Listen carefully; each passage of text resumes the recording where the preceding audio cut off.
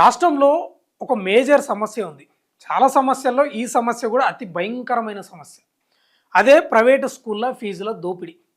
ఎందుకో ప్రభుత్వాలకు మనసు ఒప్పట్లేదు.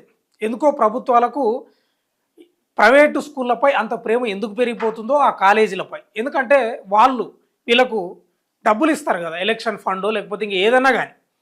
ఇప్పుడు తమిళనాడు రాష్ట్రంలో ఒక ఫీజు నియంత్రణ చట్టం తెచ్చిండ్రు. ఈ స్కూళ్ళు కాలేజీలు ఇంతనే ఫీజు వసూలు చేయాలని. కానీ తెలంగాణ రాష్ట్రంలో మాత్రం ఇంతవరకు జరిగింది. ఇప్పుడు ఏంది వార్త అంటే, స్వయంగా ఆకునూరి మురళి విద్యా కమిషన్ చైర్మన్, గతంలో ఆయన ఉన్నాడు కదా, ఆయననే విమర్శలు చేస్తూ ఉన్నాడు. ప్రైవేటు ఫీజుల దోపిడీ అరికట్టాలి, ఎందుకు ప్రభుత్వాలు చర్యలు తీసుకుంటలేవు. ఇలా భయంకరమైన సమస్య అది. ఎందుకంటే హైదరాబాదులో రెంట్లు కట్టుకొని పిల్లలను చదివించాలంటే తలకు మించిన భారం. ప్రభుత్వ స్కూళ్ళకు పంపిద్దామంటేనేమో ఇక సకదనం ఎట్లుందో అందరికీ తెలుసు. ఆడ ప్రభుత్వం విద్య నాణ్యంగా ఉండదు, డిజిటలైజేషన్ ఉండదు, తలుపులుంటే కిటికీలు ఉండవు, కిటికీలుంటే బండలు సరిగా ఉండవు, బెంచీలు ఉండవు, తెలుసు ఆ విషయం. కాబట్టి తల్లిదండ్రులు ఏంటంటే పిల్లలు మాకంటే మంచిగా చదువుకోవాలనే ఆశ ఉంటుంది. అందులో భాగంగా ప్రైవేట్ స్కూల్లోకి పంపిస్తే అక్కడ ఫీజుల దోపిడీ. జలగలు ఎట్లయితే రక్తాన్ని పీలుస్తావో జలగలు కూడా సిగ్గుపడే విధంగా అట్లా దోపిడీ చేస్తారు ప్రైవేట్ స్కూల్. ఎందుకు మరి ప్రభుత్వాలు ఇంత తాత్సర్యం చేస్తున్నాయి? ఓట్లేసిన ప్రజలు, బీసీ ఎస్సీ ఎస్టీల ప్రజలే అత్యధిక శాతం వాళ్ళ పిల్లలే కదా ప్రైవేటు, ఇప్పుడు గవర్నమెంట్ స్కూళ్ళల్లో ఉండేది. ప్రైవేట్ స్కూళ్ళకు పంపిద్దనేమో బతకలేని పరిస్థితులు. అంత వ్యవస్థ అంతా మీ చేతుల్లోనే ఉండే. అయితే ఆకునూరి మురళి కూడా అదే ప్రశ్నిస్తున్నాడు. ఈ ఫీజుల దోపిడీ నియంత్రించాలి, అరికట్టాలి, ఒక చట్టం తేవాలని ఆయన స్వయంగా రిపోర్ట్ తయారు చేసి ఇచ్చాడు ప్రభుత్వానికి. ఆయననే విమర్శలు చేస్తున్నాడు. అంటే ప్రభుత్వానికి ఎంత చిత్తశుద్ధి ఉందో అర్థం చేసుకోవాలి. ఒకసారి ఆకునూరి మురళి ఏమన్నాడో ఒకసారి నేను చదివి వినిపిస్తాను మీకు. ప్రైవేటు విద్యా సంస్థల్లో అడ్డగోలు ఫీజులు, స్వాతంత్రం వచ్చి 80 ఏళ్ళు అవుతున్న దోపిడీ, మామూలు దోపిడీ కాదు. సిగ్గుపడాలి నిజంగా పాలకులు. నిజంగా ఒక బీసీలో, ఒక ఎస్సీలో, ఎస్టీలో ఇదే రేవంత్ రెడ్డి ప్లేస్లో, ముఖ్యమంత్రి ప్లేస్లో ఉంటే ఇట్లా ఉంటుందా? ఉండదు. వీళ్ళకు ప్రేమ ఉండదు. ఎందుకంటే బీసీ ఎస్సీ ఎస్టీలు మంచిగా చదువుకుంటే, నాణ్యమైన విద్య వాళ్ళకు అందుతే, ఇంగ్లీష్ మాట్లాడితే మా పప్పులు ఉడకవు కదా, మా సీటు కిందకి నీళ్ళు వస్తాయనే భయం ఉంటుంది వీళ్ళకు. స్వాతంత్రం వచ్చి 80 ఏళ్ళు అవుతున్న దోపిడీ. తక్షణమే నియంత్రణ చట్టాన్ని తీసుకురావాలి. ప్రభుత్వానికి విద్యా కమిషన్ మాజీ చైర్మన్ ఆకునూరి మురళి డిమాండ్. నేను ఏమంటున్నానంటే, ముఖ్యమంత్రికి చిత్తశుద్ధి ఉంటే, నిజంగా బీసీ ఎస్సీ ఎస్టీలపై ప్రేమ ఉంటే పెద్ద పనేవా నాకు అర్థం కాదు. విజయ్ నిన్న గెలిచిండు, మొన్న గెలిచిండు, ఫీజుల నియంత్రణ చట్టాన్ని తీసుకొచ్చిండు, ఒక బోర్డు ఏర్పాటు చేసిండు. గింతనే వసూలు చేయాలని ఎన్నేళ్ళు కొట్లాడాలి? మీకు ఎన్ని వినతి పత్రాలు వేయాలి, ఎన్ని రౌండ్ టేబుల్ సమావేశాలు పెట్టాలి, ఎన్ని ప్రెస్ మీట్లు పెట్టాలి? మీరు ఒక మాట అనుకుంటే 10 నిమిషాలు కాదు ఆలోచన చేస్తే. గుండెల తడి ఉండాలి ప్రజలపై. గుండెల తడి లేకపోతే ఇట్లే ఉంటుంది పరిస్థితి. విజయ్ని చూసి నేర్చుకోవాలి, సిగ్గుపడాలి మీరు. ఇలా తక్షణమే నియంత్రణ చట్టాన్ని తీసుకురావాలి. ప్రభుత్వానికి విద్యా కమిషన్ మాజీ చైర్మన్ ఆకునూరి మురళి డిమాండ్ చేసిండు. తెలంగాణ రాష్ట్రంలో రోజు రోజుకు పెరిగిపోతున్న ప్రైవేటు పాఠశాలల ఫీజులను అరికట్టేందుకు ప్రభుత్వం తక్షణమే ఫీజుల నియంత్రణ చట్టాన్ని తీసుకురావాలని తెలంగాణ విద్యా కమిషన్ మాజీ చైర్మన్ ఆకునూరి మురళి డిమాండ్ చేశారు. కార్పొరేట్ ప్రైవేటు విద్యా సంస్థలు అడ్డగోలుగా ఫీజులు పెంచుతుండడంతో మధ్యతరగతి, దిగువ మధ్యతరగతి కుటుంబాలు తీవ్ర ఆర్థిక ఇబ్బందులు ఎదుర్కొంటున్నాయని తీవ్ర ఆవేదన వ్యక్తం చేశారు. ఈ మేరకు సోషల్ మీడియా వేదికగా ఒక వీడియో విడుదల చేశారు.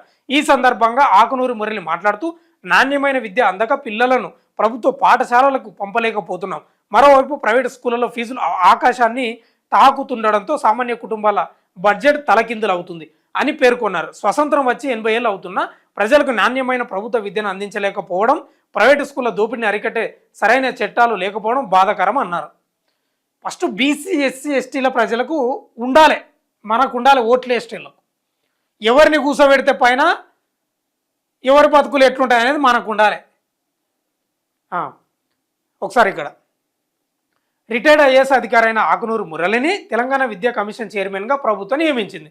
తెలంగాణ విద్యా శాఖలో తీసుకురావాల్సిన సంస్కరణలకు సంబంధించి మురళి నేతృత్వంలోని బృందం 4 నెలల క్రితమే రాష్ట్ర ప్రభుత్వాన్ని నివేదిక సమర్పించింది. అనంతరం తన పదవి కాలం మరో 4 నెలలు ఉండగానే ఆకునూరి మురళి రాజీనామా చేశారు.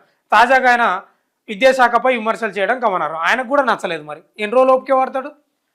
విద్యాశాఖ కమిషన్ చైర్మన్గా అది ఇచ్చేసిండు, ఎందుకు టైం పడుతుందా మీకు ఆయన చేసిన సూచనలు కానీ ఏమన్నా కానీ ఇంప్లిమెంట్ చేయడానికి? ఈ ఫీజుల దోపిడీని అరికట్టడానికి పెద్ద టైం పడుతుందా? ఆయనని ఆకునూరు మురళి మీరు నియమించుకున్న వ్యక్తి విమర్శలు చేస్తూ ఉన్నాడు. తెలంగాణలో ఇది మేజర్ సమస్య, మామూలు సమస్య కాదు, చాలా డేంజర్ సమస్య, చాలా డేంజర్ సమస్య. నిజంగా చెప్తున్నా కదా, పౌష్టిక ఆహారం తినలేకపోతున్నాడు చాలామంది. ముఖ్యంగా హైదరాబాద్లో సామాన్య ప్రజలు, దిగువ మధ్యతరగతి కుటుంబాలు పౌష్టికాహారం తినలేకపోతున్నారు. వాళ్ళ కడుపు మార్చుకొని ఫీజులు కడుతున్నారు, వాళ్ళ కడుపు మార్చుకొని పిల్లలకు పెడుతున్నారు ఫుడ్. ఎవడు మార్చాలి అంటున్నా? ఈ దోపిడీని ఎవరు అడ్డుకట్ట వేయాలి? ఎవడు గోడ కట్టాలి? ఎవడు కంచేయాలి? ఎవడు బారికేడ్లు వేయాలి? రేవంత్ రెడ్డికి పెద్ద పనే, గతంలో ఉన్న కేసీఆర్కు పెద్ద పనే. వీళ్ళకి చిత్తశుద్ధి లేదు. అందుకే ఎప్పుడైనా పాలించేవాడు మనవాడు కాదు కాబట్టే ఈ వివక్ష ఉంటుంది. ఈ ఫీజుల దోపిడీ రాకెట్ వేగంతో పోతూనే ఉంటుంది ప్రైవేట్ స్కూళ్ళలో. పాలించేవాడు బలహీన వర్గాలకు సంబంధించిన వాడైతే ఆయన గుండెల తడి ఉంటుంది, ప్రేమ ఉంటుంది, వారికి కడతాడు. ఎందుకు ఈయనకేం బాధ అవుతుంది? ముఖ్యమంత్రులకు ఒక చట్టాన్ని తీసుకురా, ఈ నర్సరీ నుంచి ఇంటర్ వరకు లేదా 10th వరకు ఇంత ఫీజులే వసూలు చేయాలని. ఎందుకంత బాధ? నేను అదే చెప్తున్నా, ఇప్పటికి కూడా భయపడేది ఏం లేదు. తమిళనాడు సీఎం విజయ్ను చూసి మీరు సిగ్గుపడాలి, సిగ్గుతోటి తల దించుకోవాలి మీరు. పరిపాలన అంటే అది. ఆయన నిజంగా బలహీన వర్గాలకు సంబంధించిన వ్యక్తి కాబట్టి, ఆయనకు ప్రేమ ఉంది కాబట్టి, గుండెలో తడి ఉంది కాబట్టి ఇలా ఫీజుల నియంత్రణ చేసిండు. మీకు లేదు కదా. నిజంగా ఈ పేద పిల్లల ప్రజలది, బీసీ ఎస్టీల పిల్లల పాపం అంతా మీకు మూట కట్టాలి. నిజంగా మూట కట్టి మీకు పంపించాలి. కట్టి పంపించే రోజు కూడా త్వరలోనే ఉంటుంది. ఆకునూరి మురళి చేస్తున్నటువంటి ఆ స్టేట్మెంట్లను తీసుకోండి. మీరు నియమించినటువంటి వ్యక్తే కదా చేస్తున్నది. కాబట్టి నేను ఒకటే చివరిగా ఏం చెప్తా ఉన్నా అంటే, పాలించేవాడు మనవాడు కానప్పుడు మనం మొదటి లైన్లో వడ్డించే తినే దగ్గర బంతిలో మొదటి వరుసలో కూర్చున్నా కూడా పెట్టాడు వాడు. మనం చివరి బంతిలో చివరిగా కూర్చున్నా వడ్డించేటోడు మనోడు అయితే వాడు కడుపు నిండా పెడతాడు. వీళ్ళు మనోలు కాదు, పెట్టరు. ఇది 100% నిజం. ఏదేమైనా ఈ ప్రైవేట్ ఫీజుల దోపిడీ మామూలుగా లేదు. నిజంగా ఇవాళ నర్సరీకి అడ్మిషన్ ఫీజు అని, ఈ ఫీజు అని 60-70 వేలు తీసుకుంటున్నారు. ఏం చేసేది ఉందా? పిల్లలు పోయి ఏం చేసేది ఉంది నర్సరీలో? ఇక ఆడుకోనికే, అవో బొమ్మలు చూడనికే, ఆ పిల్లలు అలవాటు కానికి 60-70 వేల.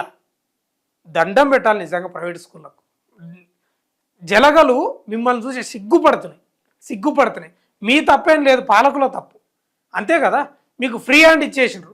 వీళ్ళు పాలకులు పగ్గాలను ముక్కుతాడు కూర్చి ప్రైవేట్ స్కూళ్ళకు పగ్గాలను వీళ్ళ చేతిలో పట్టుకుంటేనే చక్కగా పోతాయి. వీళ్ళు కూడా ఇడిచిపెట్టరు.